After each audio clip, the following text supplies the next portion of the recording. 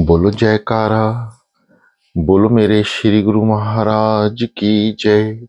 श्री सद्गुरुदेव भगवान की जय। श्री परमहंस दयाल जी महाराज की जय।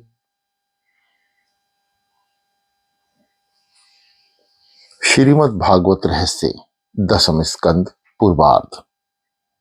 आगे लोग कहते हैं कि मेरा मन बिगड़ा, मेरा मन रुस गया।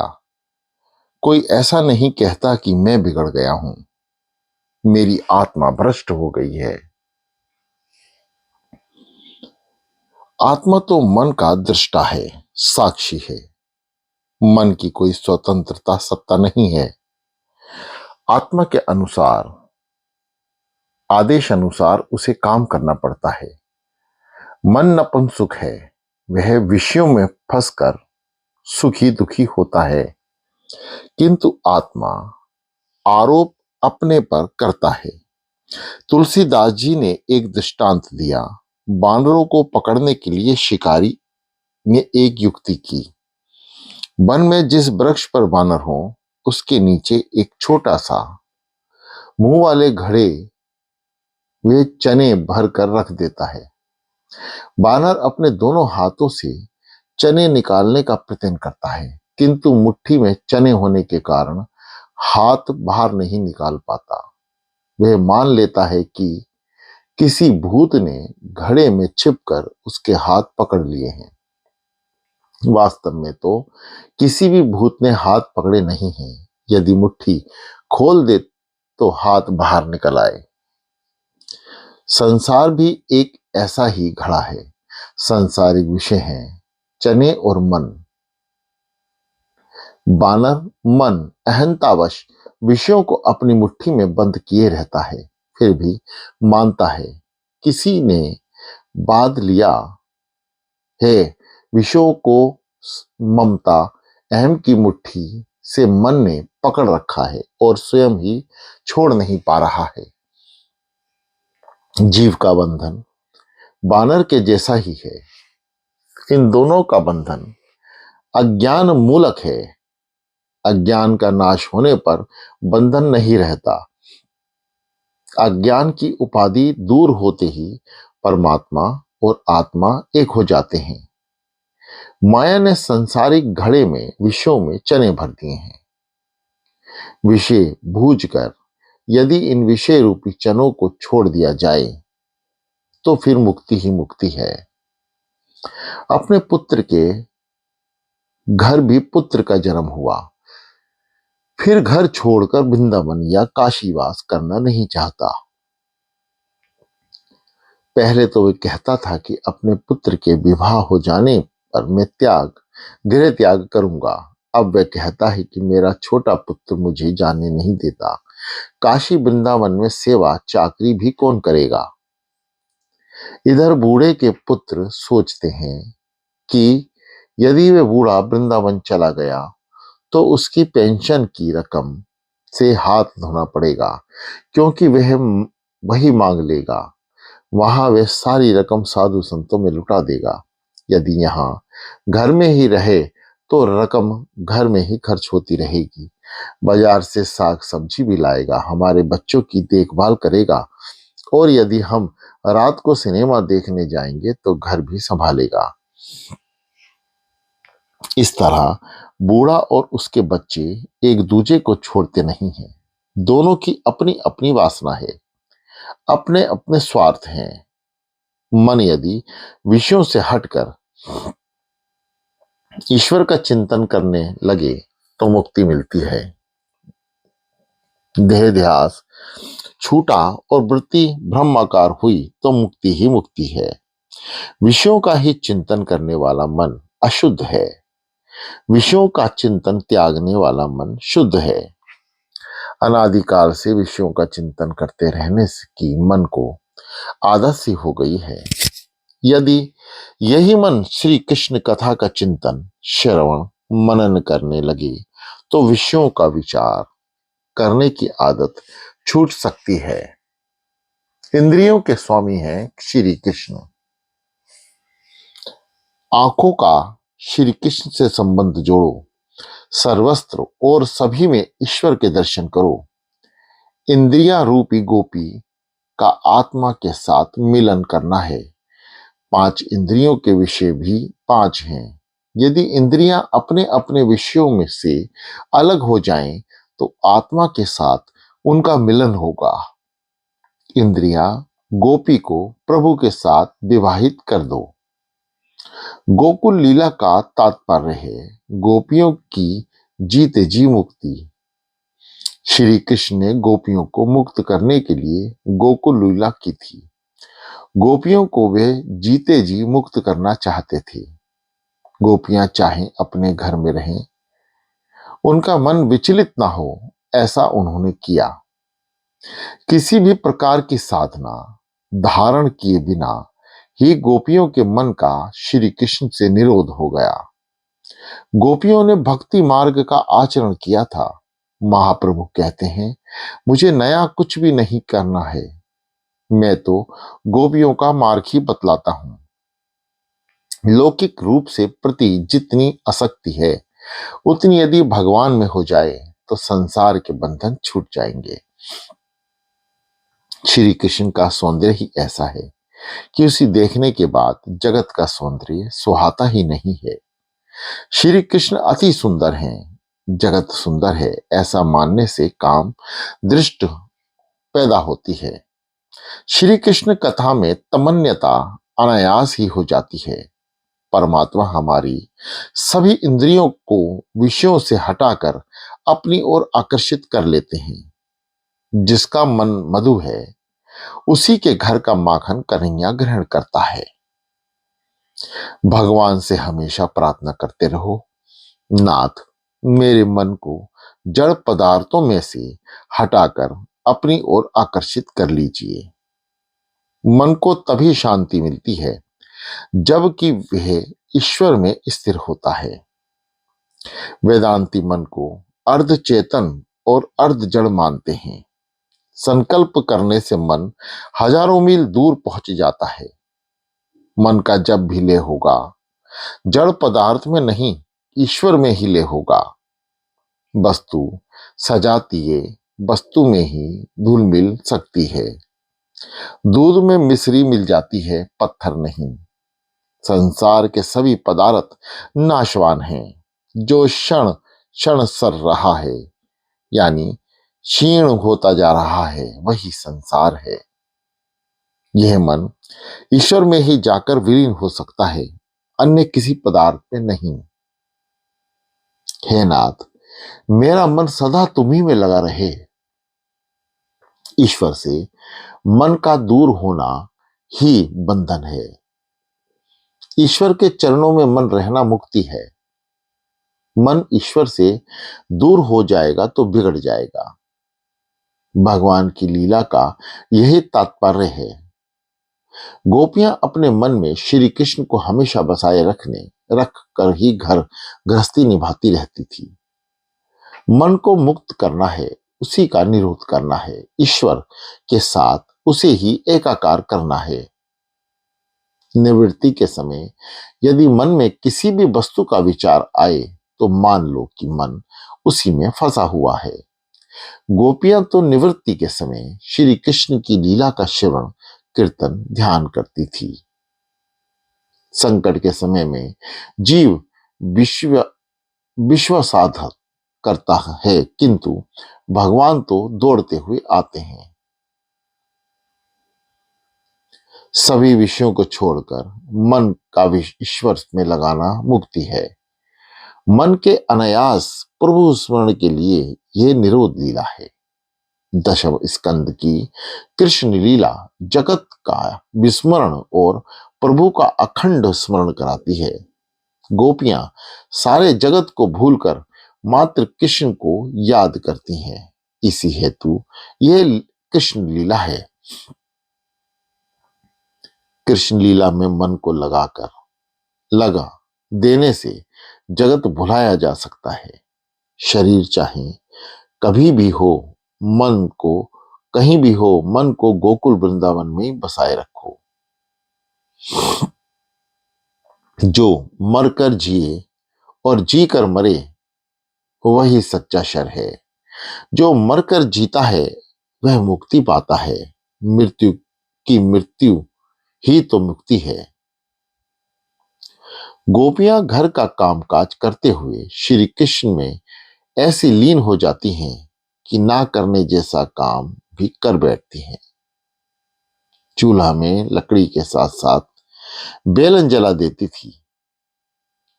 काल धक्के देकर निकाले और हमें रोते हुए संसार छोड़ना पड़े, इसकी अपेक्षा समय और समाधान सावधान होकर समझ बूझकर जंजाल से मुक्त होना श्रेष्ठ है। बुद्धि परमात्मा को पकड़ नहीं पाती। नयमात्मा प्रचान्ने लाभ्यो न मेघाय न बहुना श्रते यमेवेश वर्णते तेन लाभ्यस्तस्येष्ये आत्मा विवृत्रते तनुष्यम। परमात्मा ने ना तो वेद अध्ययन से मिलते हैं परमात्मा ना तो वेद अध्ययन से मिलते हैं और ना शास्त्र श्रवण या बुद्धि चातुर्य से। आत्मा जिस पुरुष पर कृपा करता है उसी को उसकी प्राप्ति होती है, अथवा जो उसे प्राप्त करना चाहता है उसे वह मिलता है। परमात्मा जिसे अपना मान कर अपनाते हैं उसी को वह मिलते हैं। अब आगे दामोदर लीला की बात भी आएगी। परमात्मा श्री कृष्ण परम प्रेम के स्वरूप हैं। सामान्य प्रेम और परम प्रेम में अंतर है। पुत्र पत्नी माता पिता आदि के साथ जो प्रेम है वह सामान्य है। जगत के सभी पदार्थ और जीवों के प्रति जो निस्वार्थ प्रेम होता है वह है परम प्रेम। जीव बड़ा अयोग्य है, अपात्र है। वह मन से आंखों से हमेशा पाप करता रहता है, फिर भी ईश्वर तो उससे प्रेम ही करते हैं। ईश्वर जीव से प्रेम करते हैं, उस पर प्रेम बरसाते हैं और उससे प्रेम ही की अपेक्षा करते हैं। वे प्रेम से ही वश में हो सकते हैं। वे धन से वश में नहीं होंगे क्योंकि वे स्वयं लक्ष्मीपति हैं। जब शारीरिक बल, द्रव्य बल, ज्ञान बल आदि सब हार जाते हैं तब प्रेम बल ही जीतता है। प्रेम बल सर्वश्रेष्ठ है। प्रेम बल परमात्मा को वश में करने का साधन है। कुछ लोग पूछते हैं, भाई परमात्मा से प्रेम किस प्रकार किया जा सकता है? घर के लोग हमें सुख सुविधा देते हैं अतः हम उनसे प्रेम करते हैं। उसी प्रकार मान लो कि परमात्मा की कृपा से ही हम सुखी हैं। उनके नाम का बार बार स्मरण करोगे तो उनसे प्रेम हो जाएगा। यदि भगवान की इच्छा से तुम्हारी इच्छा भिन्न होगी तो प्रभु के साथ प्रेम ही हो पाएगा, प्रेम नहीं हो पाएगा। अपनी इच्छा का त्याग करो और भगवान की इच्छा को ही अपनी इच्छा बना लो। वैष्णव अपनी इच्छा को भगवान की इच्छा के साथ एक रूप करके उसमें लीन हो जाता है। परमात्मा प्रभु को प्रेम से जीत लेते हैं। जीव पूर्णता प्रेम करने लगे तो भगवान वश में हो जाते हैं। ऐसी प्रेम कथा का ही इसे दामोदर लीला में वर्णन है। भागवत में जहां जहां एकदा शब्द का प्रयोग किया गया है वहां कोई ना कोई विशिष्ट प्रसंग है। 9वें अध्याय के आरंभ में ही एकदा शब्द अथा था। परीक्षित श्री कृष्ण कथा से अभी तृप्त हुए ही नहीं हैं। वे अब भी बड़े विस्तार से सुनने की प्रार्थना कर रहे हैं। सुखदेव जी वर्णन कर रहे हैं, राजन अब आगे सुनिए। गोपियों ने कन्हैया का नाम माखन चोर रख लिया तो यशोदा को ये बात अखरने लगी। वे अपने लाला से आग्रह करने लगी कि बाहर का नहीं, घर का माखन खाना ही अच्छा है। कन्हैया कहता है, मैं यदि घर का ही माखन खाने लगूं तो घर में माखन घट जाएगा। मैं तो बाहर से कमा कर ही खाना चाहता हूं।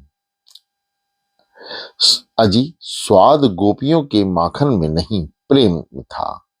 मिठास प्रेम में होती है, वस्तु में नहीं।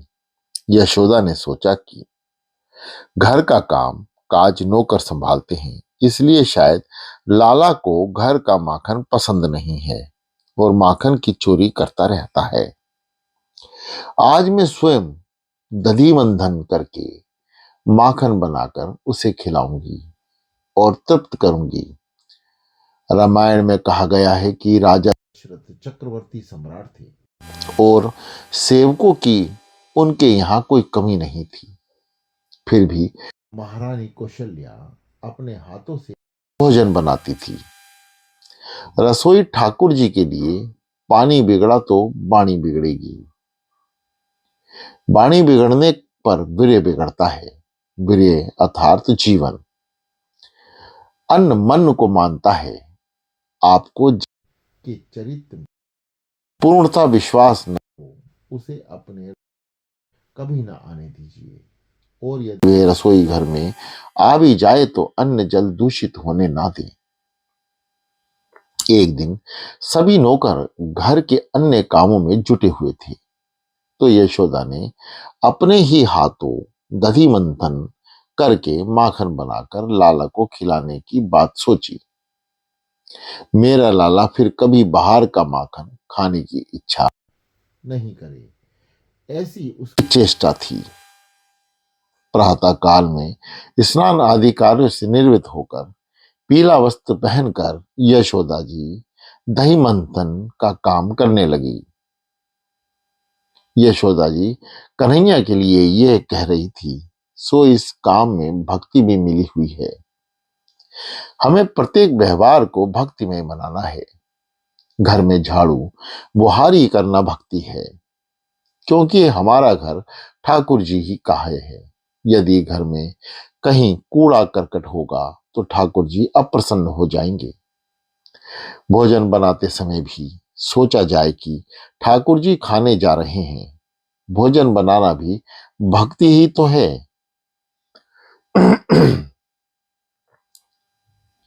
कई बार बहनें पूछती थी, हमारा कुटुंब बहुत बड़ा है, सो सारा समय रसोई घर में ही बीत जाता है। प्रभु सेवा के लिए समय बचता ही नहीं है। अरे बड़ा कुटुंब तो अच्छे भाग्य वालों को ही मिलता है। घर के सभी लोगों को भगवान का ही रूप मानकर उनकी सेवा करते रहो। संसार सागर है और सांसारिक विषय दही। आरंभ में विषय मधुर होते हैं, अंत में कटु। सांसारिक विषयों का विवेक से बंधन मंथन करने वाला भक्ति रूपी माखन पाता है। ऐसा प्रेम रूप भक्ति रूप माखन परमात्मा को अर्पण करो। परमात्मा प्रेम के सिवाय और कुछ भी नहीं मांगते। माता यशोदा पुष्टि भक्ति का स्वरूप है। उनके दर्शन पाओगे तो कृष्ण के पाप सकोगे। यशोदा का दर्शन अर्थात मुक्ति की आराधना। यशोदा जी शुद्ध भक्ति का स्वरूप है और ऐसी शुद्ध भक्ति ही प्रभु को बांध सकती है। दही मंथन के समय माता जी की शोभा कैसी थी? सुखदेव जी वर्णन नहीं सुखदेव जी वर्णन नहीं, माता जी के उस शोभायान स्वरूप का दर्शन कर रहे हैं। शेमहावसा पृथुकटी तटे भ्रमति सूत्र नंदथ पुत्र सने सिनुहत कुछ युगम जात कंपम जा सुबुताः रज्जवः कर्ण कश्रम भुज चल कंकर्ण्यो कुंडले चा स्विजम वस्त्रम कपर विगल मनमालती निर्मबंधन। सुंदर भ्रगुटी वाली यशोदा जी दही मंथन कर रही थी। रेशमी घाघरा उन्होंने पहन रखा था, सूत की डोरी से उसे बांधा हुआ था। पुत्र स्नेह के कारण उनके स्तनों से दूध की धारा बह रही थी। उनका सारा शरीर डोल रहा था। रस्सी खींचने के कारण हाथ थके हुए थे। हाथों में पहने हुए कंगन और कानों में कुंडल डोलेमान थे। मुख पर पसीने की बूंदें झलक रही थी और बालों में से लगाई हुई बेणी में से चमेली के पुष्पों की पंखुड़ियां झर रही थी। आज माता यशोदा के होठों पर, आंखों में, मन में, हृदय में कन्हैया के सिवाय और कोई भी ना था। श्री कृष्ण की सेवा के समय मुख से उसका नाम उच्चारण होता रहे, मन में उसका स्मरण होता रहे और सेवा के श्रम के पसीने से सारा शरीर, सभी वस्त्र भीग जाएं। यह तो भक्ति की कथा है। धन संपत्ति के लिए पसीना बहाने वाले तो बहतूरे मिल जाएंगे, किंतु प्रभु सेवा के लिए पसीना बहाने वाले कितने हैं। ठाकुर जी की सेवा में पसीना बहाओ, उनकी सेवा स्वयं करो। आजकल तो लोग रुपए पैसे के लिए अपनी कमर तोड़ते हैं, किंतु ठाकुर जी का चंदन घिसने के लिए नौकर रखते हैं। ऊपर के श्लोकों में भक्ति का निरूपण है। शरीर द्वारा दहिमंथन रूप सेवा कर्म हो रहा है। हृदय में कृष्ण स्मरण की सरिता बह चली है। वाणी बाल चरित्र की गान का गुंजन कर रही है। भक्ति तन मन वचन से अपने प्यारे लाला की सेवा में संलग्न है। ये रेशमी वस्त्र पवित्रता का प्रतीक है। उसकी डोर कसकर बांधी हुई है, अर्थात आलस्य प्रमोद का अंश तक नहीं। वैसे तो वासना का प्रतीक है। सूत के वस्त्र की अपेक्षा रेशमी वस्त्र अधिक मुलायम महीन होता है, तो ये रेशमी वस्त्र है सूक्ष्म वासना। शरीर की उत्पत्ति और आधार रजोगुण है। सूक्ष्म वासना नहीं होगी तो शरीर भी नहीं रहेगा। वासना निशेष हो जाने पर जीव ईश्वर से एक रूप हो जाता है। सामान्य व्यक्ति की तुलना में वैष्णव की वासना दिव्य होती है। मन पूर्णता वासनाहीन होने पर ईश्वर के साथ जा मिलता है। ईश्वर ही सुख भोगने की इच्छा बाधक है। स्वयं ही सुख भोगने की इच्छा बाधक है। औरों को सुखी करने की इच्छा बाधक नहीं है। पराई की सेवा करने की इच्छा सूक्ष्म वासना है। भक्ति मार्ग अपनाने के बाद सुखोपभोग की इच्छा ना करो, औरों को सुखी करने की इच्छा करो। सुख का स्वयं उपभोग करने की इच्छा करने वाले इंद्रियों के दास होंगे। भागवत सेवा में शरीर खपा दो, शरीर पसीने से तरबतर हो जाए, तब तक ठाकुर जी की सेवा करो।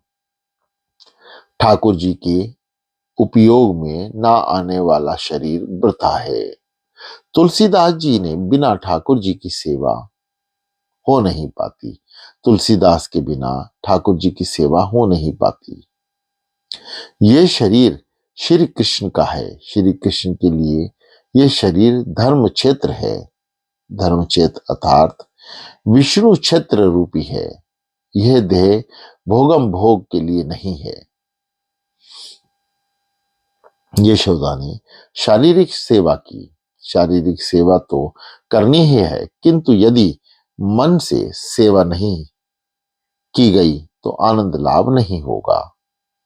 सेवा करते करते आंखें गीली हो जानी चाहिए और हृदय पिघल जाना चाहिए।